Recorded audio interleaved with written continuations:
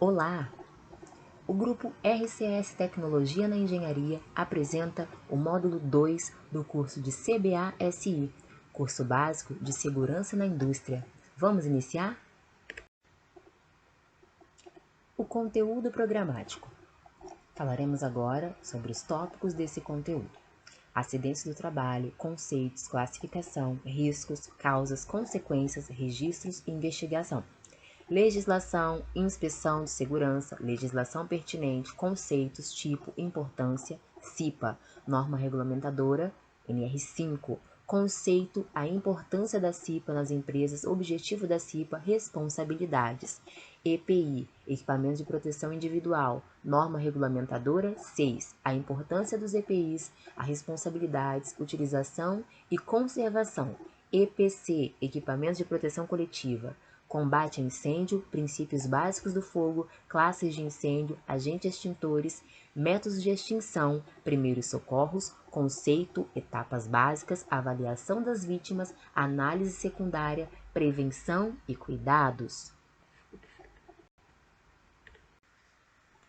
No módulo 2, aula 2, falaremos legislação, inspeção de segurança, legislação pertinente, conceitos, tipos, importância, CIPA, norma regulamentadora, conceito, a importância da CIPA nas empresas, objetivo da CIPA e as responsabilidades. Legislação. A CLT, Consolidação das Leis do Trabalho, estipula as normas de proteção ao trabalhador, que está no capítulo 5 do título 2, intitulado da Segurança e da Medicina do Trabalho, que dispõe 48 artigos, 154 a 201, organizados da seguinte forma: seção 1, disposições gerais, artigos 154 ao 159, seção 2, da inspeção prévia e do embargo ou interdição, artigo 160 ao 161, seção 3, dos órgãos de segurança e de medicina do trabalho nas empresas, artigos 162 ao 165. Seção 4, do equipamento de proteção individual, artigo 166 ao 167. Seção 5, das medidas preventivas de medicina do trabalho, artigo 168 ao 169. Seção 6, das edificações, artigo 170 ao 174. Seção 7, da iluminação, artigo 175. E seção 8, do conforto térmico, artigo 176 a 178. Ainda sobre a CLT, falando ainda dos artigos em proteção aos trabalhadores. Seção 9, das instalações elétricas, artigo 179 a 181. Seção 10, da movimentação, armazenagem e manuseio de materiais, artigo 182 ao 183. Seção 11, das máquinas e equipamentos, artigo 184 ao 186. Seção 12, das caldeiras, fornos e recipientes sob pressão, artigo 187 ao 188. Seção 13, das atividades insalubres ou perigosas, artigo 189 a 197. Seção 14, da prevenção da fadiga, artigo 198 e 199. Seção 15, das outras medidas especiais de proteção, artigo 200. E seção 16, das penalidades, artigo 201. Os artigos 202 a 223 foram revogados, vale salientar. Pessoal, falando sobre legislação, vejamos. Em cumprimento ao artigo 200 e aos demais artigos do capítulo 5 do título 2º da CLT, o Ministério do Trabalho e Emprego expediu a portaria número 3.214, de 8 de junho de 1978, e diversas portarias posteriores aprovadas normas regulamentadoras com seus acréscimos, supressões e modificações, que são as NRs mencionadas abaixo, tá? NR1, NR2, NR3, 4, 5, 6, 7 e 8. Vejamos, cada NR se aplica a um estilo, a um grupo de atividades, tá? Então, por exemplo, para tratar de EPIs, que se destina a todas as atividades ocupacionais, de acordo com cada atividade, as normas direcionam, né, os EPIs que devem ser utilizados para cada atividade específica, não é? Então, vamos lá. A NR6, ela menciona sobre os EPIs, Equipamento de Proteção Individual. NR5, sobre a Comissão Interna de Prevenção de Acidentes do Trabalho, não é? Então, nós vamos mencionando, nós vamos verificando as atividades e todas as atividades têm que estar em acordo, em obediência às normas regulamentadoras. Tá bom, pessoal? A principal NR aqui, que inicia todas as demais, NR1, né? Disposições Gerais, e GRO, Gerenciamento de Riscos Ocupacionais, que é de onde vem o nosso PGR, Programa de Gerenciamento de Riscos Ocupacionais. A NR7, Programa de Controle Médico de Saúde Ocupacional, é o que tange o monitoramento da saúde ocupacional, visando quais são os exames ocupacionais aos quais o funcionário tem que ser expostos e qual é a periodicidade dos mesmos. Ainda falando sobre legislação, vejamos as NRs abaixo. NR9, avaliação e controle das exposições ocupacionais a agentes físicos, químicos e biológicos. Por que é importante conhecermos essa NR? Não é apenas o técnico de segurança, os engenheiros e os gestores que têm que ter o conhecimento, não é apenas só para fim de documentação, não é apenas só para cumprir uma exigência legislativa, tá? É muito importante que os funcionários, os colaboradores e colaboradoras tenham pleno conhecimento dos riscos aos quais eles estão expostos, ok? A NR10, Segurança em Instalações e Serviços de Eletricidade, em Eletricidade, é muito importante para os trabalhadores com os eletricistas, né? Os trabalhadores que estão expostos a esse risco aí de choque elétrico, tá? NR11, transporte, movimentação, armazenagem e manuseio de materiais, não é? Essa é a NR que trata exatamente do que está citando aí, sobre as movimentações, transporte, manuseio de materiais. É muito importante também no segmento. NR12, segurança no trabalho com máquinas e equipamentos. O colaborador tem que estar habilitado para estar exercendo aquela atividade, para operar uma máquina ou equipamento, né? Quem é profissional de manutenção tem que conhecer a máquina ao qual ele vai habilitar, ao qual ele vai manusear, vai fazer a manutenção, e para isso ele tem que estar habilitado, não é? Para que ele habilite a máquina para funcionamento posterior, ok? As NRs 15 e 16, 15 atividade de operações insalubres, 16 atividades e operações perigosas. Exemplos de atividades insalubres: exposição a ruídos, exposição a calor excessivo, congelamento, exposição a riscos biológicos. E exemplos de atividades perigosas: risco de atropelamento, risco de assalto e o risco de explosividade. Tá? Esses são considerados operações perigosas.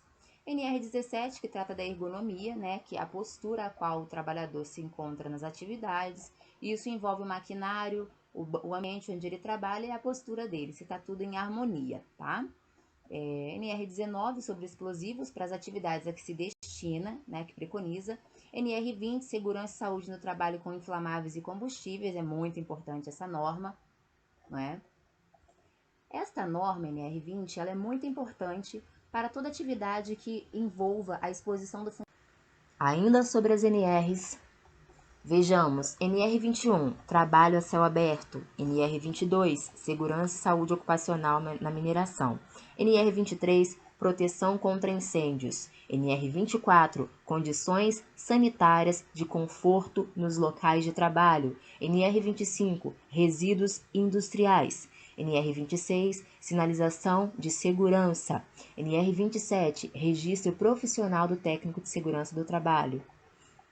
NR28, fiscalização e penalidades. NR29, segurança e saúde no trabalho portuário. NR30, segurança e saúde no trabalho aquaviário. Ainda sobre a legislação, pessoal, nós vamos mencionar algumas NRs as quais estão descritas aqui, tá? O que é muito importante para a atividade de vocês é segurança e saúde no trabalho em serviços de saúde não é necessariamente ligado à atividade de vocês, porém, no ambiente de vocês existe ambulatório e não apenas os funcionários aos quais exercem atividade de saúde, mas também os funcionários aos quais adentram ao ambulatório precisam conhecer as regras que se encontram naquele ambiente, tá? Portanto, estou mencionando aqui neste momento. O que é muito importante também é a NR33, Segurança e Saúde no Trabalho em Espaços Confinados. Essa atividade é muito importante, porque nós precisamos saber o que se aplica dentro de uma atividade com espaço confinado. NR34, Condições em meio ambiente de trabalho na indústria, na construção civil e reparação naval. Cada NR vai atender uma atividade específica, não é? Em uma empresa, em uma indústria, existem diversas atividades e para cada uma delas, um grupo de NR a que vai se destinar àquela atividade. Então é importante que nós tenhamos um conhecimento amplo, tá, das NRs para que saibamos quais delas serão exigidas nas atividades que iremos desempenhar. No caso, as atividades as quais vocês irão desempenhar. NR35, trabalho em altura. É importantíssimo para quem exerce atividade em altura, não é? Saber a respeito dos EPIs que tem que utilizar, quais são os EPCs que se encontram na atividade, quais são as sinalizações, não é? NR26. Então, é sempre importante. Conhecimento é algo que é extraordinário e é sempre importante a gente estar buscando um conhecimento a mais, interagindo aí com as normas, não é? Para não sermos pegos de surpresa. E mencionando a NR37, Segurança e Saúde em Plataformas de Petróleo, vejamos que a importância desta NR, né, Segurança e Saúde na Plataforma de Petróleo, ela foi desenvolvida com o intuito de, o princípio, né, de reduzir o número de acidentes e doenças ocupacionais, assim como contribuir para preservar o meio ambiente marinho e a integridade das diferentes plataformas envolvidas em todos esses processos produtivos. Então, assim, todas as normas regulamentadoras, elas têm como base, como princípio, a prevenção de acidentes, não é? E evitando assim que ocorra prejuízos tanto humanos quanto materiais, ok? Inspeção do trabalho. O artigo 160 dispõe que nenhum estabelecimento poderá iniciar atividade sem prévia inspeção e aprovação das respectivas instalações pela Superintendência Regional do Trabalho e Emprego. Inciso 1º do mesmo artigo, por sua vez, dispõe que qualquer modificação substancial nas instalações, inclusive equipamentos, deverão ser comunicados, o que ensejará nova inspeção e nova necessidade de aprovação das instalações, certo? Ou seja, qualquer alteração no layout da empresa, no maquinário, nas atividades e inclusão de riscos, né? Tudo isso riscos incluindo maquinários e instalações, todo o aparato para que ocorra uma atividade naquela empresa. Qualquer modificação nesse layout, nessa rotina, precisa de uma nova aprovação na instalação, ok? A Superintendência Regional do Trabalho e Emprego podem interditar máquina, equipamento, setor de serviço ou estabelecimento, se constatar mediante competente laudo técnico que exista grave e iminente risco ao trabalhador. Poderá também embargar obra. Artigo 161 da CLT. O que é a CLT? Consolidação das Leis Trabalhistas. Ok? Ou seja, qualquer irregularidade que implique na saúde do funcionário, pode ser feito esse embargo, pode ser feito essa interdição, ok?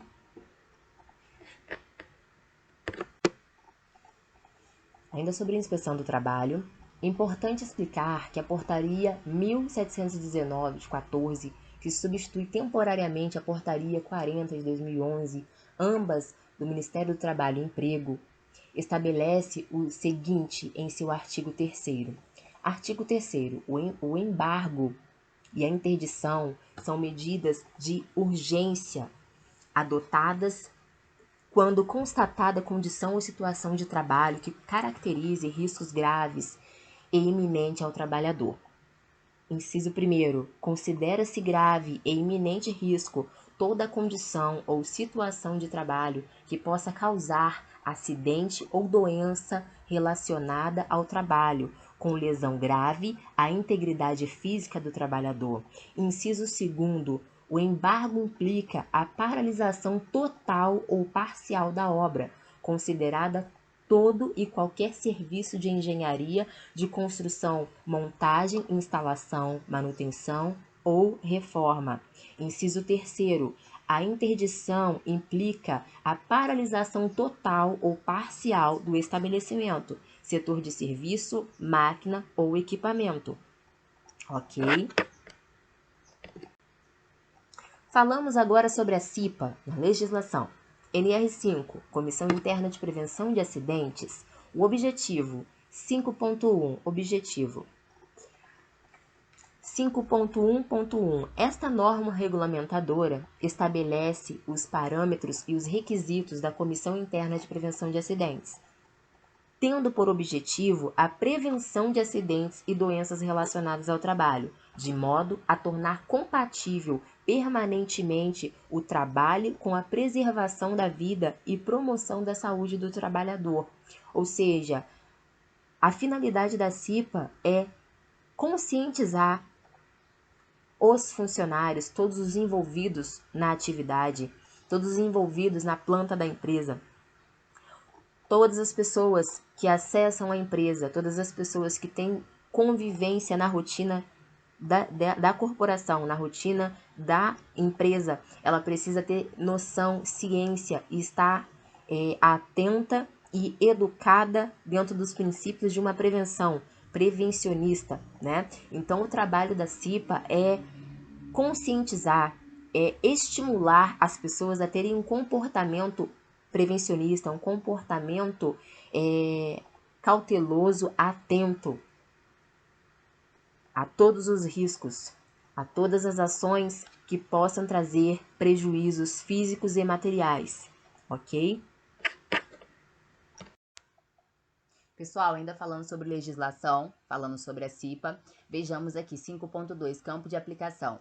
5.2.1, as organizações e os órgãos públicos da administração direta e indireta, bem como os órgãos dos poderes legislativo, judiciário e Ministério Público, que possuem empregados regidos pela consolidação das leis trabalhistas, CLT, devem constituir e manter a CIPA, né?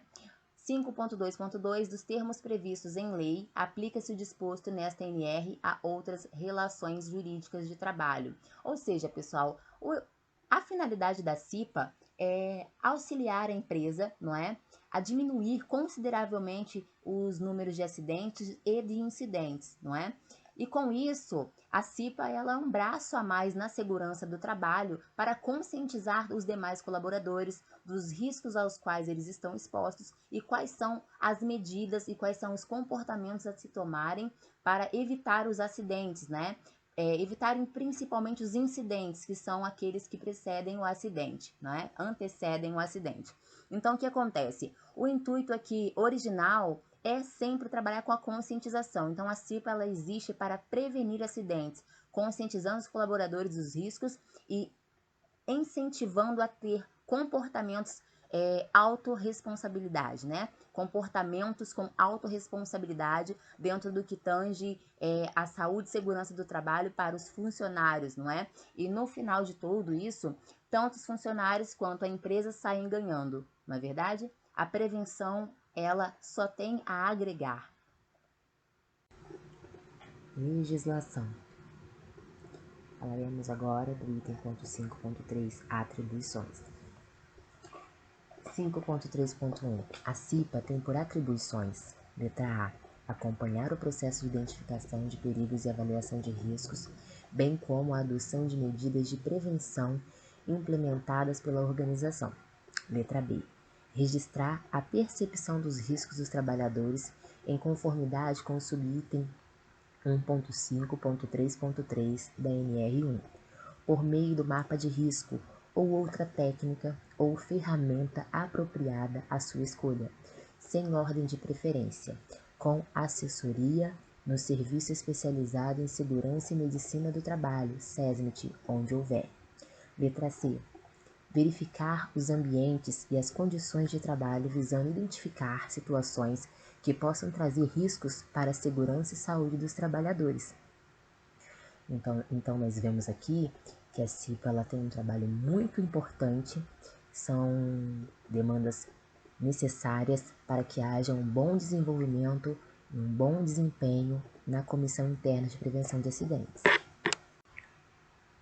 CIPA, legislação. Ainda falando sobre as atribuições? Letra D. Elaborar e acompanhar planos de trabalho que possibilite a ação preventiva em segurança e saúde no trabalho. Letra E. Participar do desenvolvimento e implementação de programas relacionados à segurança e saúde do trabalho. F. Acompanhar análise dos acidentes e doenças relacionadas ao trabalho, nos termos da NR1, e propor, quando for o caso, medidas para a solução dos problemas identificados. A NR1, ela significa disposições gerais e gerenciamento de riscos, ok? Letra G. Requisitar à organização as informações sobre questões relacionadas à segurança e saúde dos trabalhadores, concluindo as comunicações de acidente de trabalho, CAT, emitidas pela organização, resguardados o sigilo médicos e as informações pessoais. Isso é muito importante. Continuando o nosso assunto de CIPA, falaremos ainda sobre a legislação. Letra H. Propor ao SESMIT, quando houver, ou à organização, a análise das condições ou situações de trabalho nas quais considere haver riscos graves e iminentes à segurança e saúde do trabalhador. E, se for o caso, a interrupção das atividades até a adoção das medidas corretivas e de controle. Promover anualmente, em conjunto com o SESMIT, quando houver, a Semana Interna de Prevenção de Acidentes do Trabalho, CIPAT, conforme programação definida pela CIPA. Vale ressaltar que a sigla SESMIT significa Serviço Especializado em Engenharia de Segurança e em Medicina do Trabalho. Agora, referente a alguns temas que são abordados e são necessários que haja conteúdo expressivo para a conscientização dos funcionários na CIPAT. Lesões de segurança no trabalho, normas regulamentadoras, doenças sexualmente transmissíveis, tabagismo, uso do álcool e outras drogas, doenças ocupacionais, ergonomia, ginástica laboral, qualidade de vida, saúde mental, relacionamento interpessoal. Ok, pessoal? É muito necessário que esses temas sejam abordados para que haja uma conscientização dos colaboradores, todos os envolvidos nas atividades de uma empresa, para que assim todos nós, todos os envolvidos, todos vocês tenham um comportamento, adotem um comportamento de prevencionista, ok? CIPA. Cabe à organização. Ainda sobre legislação, 5.3.2, falaremos agora sobre quais são as atribuições da organização, da empresa. Letra A. Proporcionar aos membros da CIPA os meios necessários ao desenvolvimento, ao desempenho de suas atribuições, garantindo tempo suficiente para a realização das tarefas constantes no plano de trabalho. Dar condições para que seja feita com qualidade e efetividade. Letra B. Permitir a colaboração dos trabalhadores nas ações da CIPA. Permitir essa contribuição de informações, de opinião, o colaborador poder participar do desenvolvimento e do andamento da CIPA, né? O colaborador, normalmente, ele tem acesso a informações que outros setores não têm, porque é o cotidiano dele. Então, é muito importante que os membros da CIPA e todos os envolvidos escutem o que os colaboradores têm a dizer. Letra C. Fornecer à CIPA, quando requisitadas, as informações relacionadas às suas atribuições.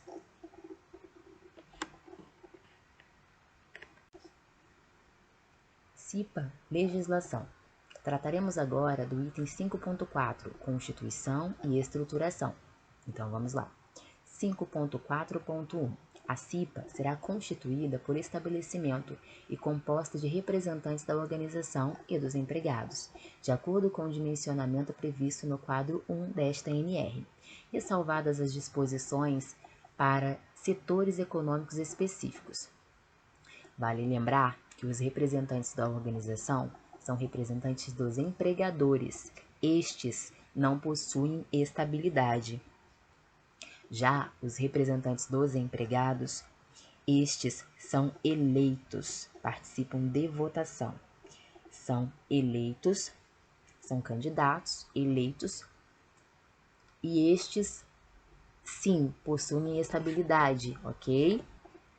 A estabilidade dos funcionários eleitos pela CIPA são de 1 ano do mandato e após mais 1 ano, somando 2 anos de estabilidade, ok?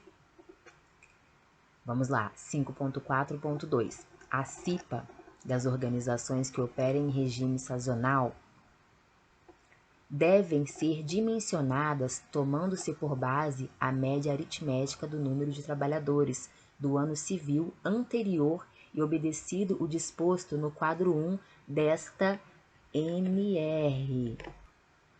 Exemplo: um resort funciona normalmente com 30 funcionários, porém, durante 3 meses do verão, em um mês, no inverno, o parque aquático desse resort fica aberto e o número de trabalhadores no estabelecimento vai para 60. Com isso, o ano civil corresponde ao período de 1º de janeiro a 30 de dezembro. A média aritmética, nesse caso, é a soma do número de funcionários em cada mês, de janeiro a dezembro, dividido pelo número de meses, total 12 meses. Então, nós dividimos pelo número de meses total de funcionários, de janeiro a dezembro, ok? Só para esclarecimento. Pessoal, iremos tratar agora do processo eleitoral, disposto no item 5.5 desta NR. 5.5.1. Compete ao empregador convocar eleições para a escolha dos representantes dos empregados na CIPA, no prazo mínimo de 60 dias antes do término do mandato em curso, ou seja, antes de finalizar o mandato, que é de 1 ano, 60 dias antes é necessário iniciar as tratativas do processo eleitoral para o próximo mandato, ok? 5.5.1.1. A organização deve comunicar com antecedência, podendo ser por meio eletrônico, com confirmação de entrega, o início do processo eleitoral ao sindicato da categoria preponderante. Isso é muito importante e é necessário que seja protocolado, ou seja, guardado, arquivado esse documento após o envio. Comunicou o sindicato da categoria preponderante, fez o comunicado, arquivar para fins de fiscalizações, ok? Trataremos agora do funcionamento da CIPA, disposto no item 5.6 desta NR. 5.6.1. A CIPA terá reuniões ordinárias mensais, de acordo com o calendário pré-estabelecido, ou seja, já existe um calendário pré-estabelecido em comum acordo com todos os participantes da CIPA, determinando quais são as datas onde ocorrerão, data e horário que ocorrerão as reuniões, ok? Estas são as reuniões ordinárias. 5.6.2. As reuniões ordinárias da CIPA serão realizadas na organização, preferencialmente de forma presencial, podendo a participação ocorrer de forma remota também.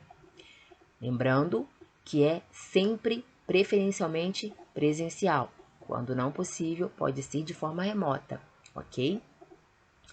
5.6.3. As reuniões da CIPA terão atas assinadas pelos presentes, ou seja, todos os presentes na CIPA precisam assinar a ata para comprovação. Aqueles que não puderem participar, que por algum motivo vão se ausentar, precisam justificar a ausência, ok? Outro ponto importante, existe também, além da reunião ordinária, que são aquelas já pré-estabelecidas no calendário, existem também as reuniões extraordinárias. As reuniões extraordinárias são aquelas que ocorrem por motivo maior, Por exemplo, um acidente. Ocorreu um acidente na empresa. Preciso fazer investigação de acidente para verificação. A CIPA, após todos os passos, após todas as tratativas, fez o levantamento no motivo do acidente, fez a investigação de acidente, é necessário uma reunião extraordinária para discutir e encontrar a solução, o motivo pelo qual ocorreu o acidente, onde está o erro, se não foi já um incidente, um quase acidente, onde está o erro, para que não ocorra novamente, para que não provoquem novos acidentes. Então, é necessário deixar bem claro aqui que as reuniões extraordinárias, elas ocorrem quando há eminência, quando há necessidade de debater assuntos extremamente importantes, que são ocorrências de acidentes. Necessário fazer a reunião extraordinária. Fora isso, mantém-se o que está disposto no calendário pré-estabelecido para as reuniões ordinárias, ok? Muito obrigada. Finalizamos aqui o módulo 2. E o grupo RCS Tecnologia na Engenharia aguarda você no módulo 3. Obrigada!